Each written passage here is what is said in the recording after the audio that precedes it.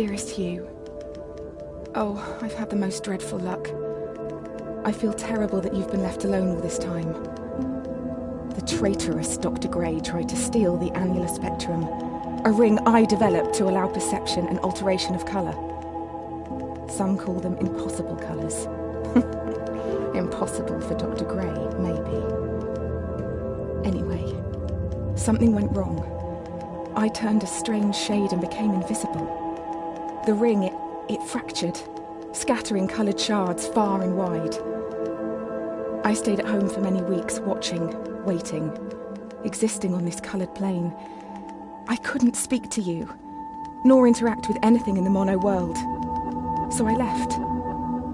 I left for the university where I hid away the coloured tools I had created. I pray you have found what is left of the ring.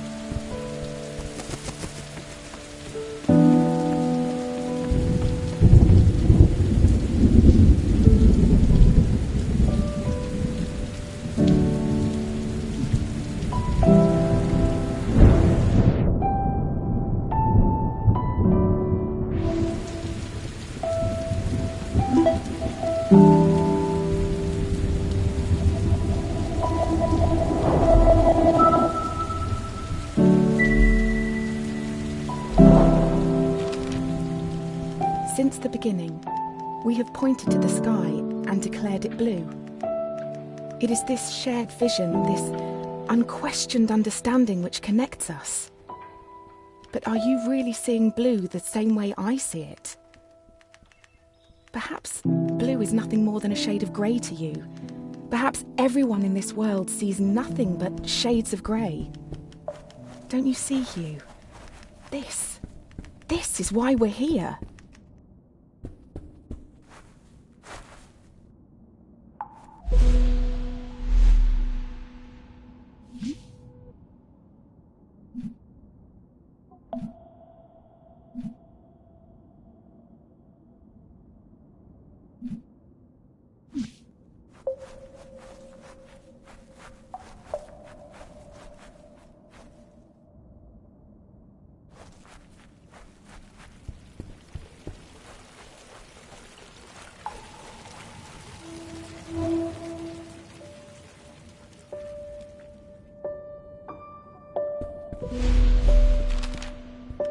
When you enter a cave expecting a waterfall, the chances are your expectations will be met.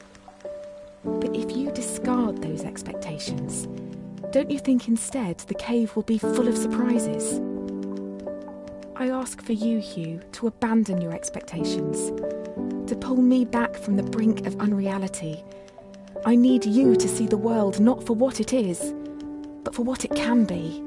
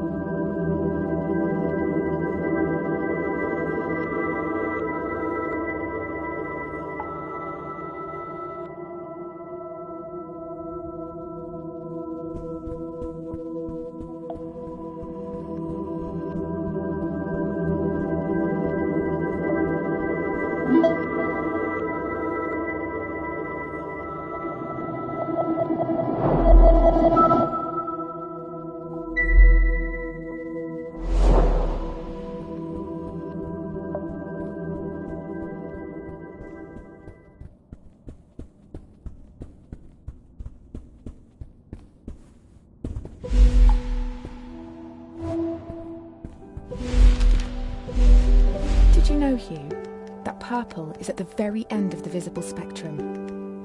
It's the hardest colour for our eyes to distinguish.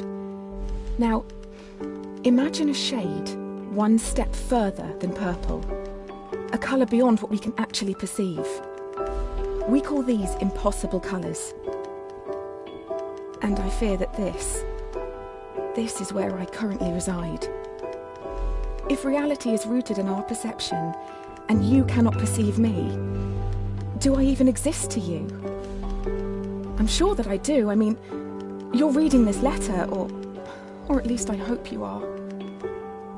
I'm sorry, but existing in this strange state of impermanence does funny things to you, Hugh. It makes you question what is real.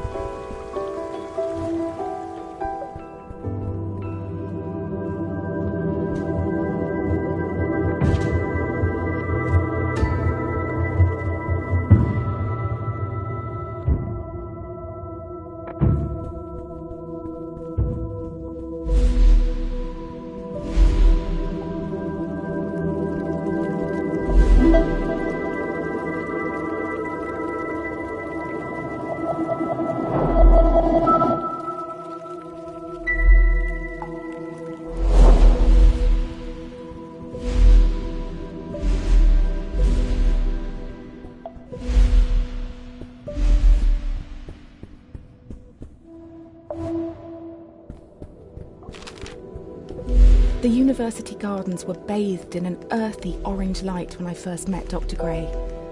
Summer had come and gone, and a cold autumnal crispness had caught me off guard. I sat on the grass, surrounded by my books and papers, when a cool breeze threatened to blow my notes across the lawn. A page escaped my reach and took flight. A man not much older than myself chased after it, catching it on his third or fourth attempt. I remember his gentle smile when he returned it. He started talking, and I was surprised that he had read my work in the university journal. He said he was a professor and that he hoped we could work together someday. It's funny, Hugh, how something so small can change so much.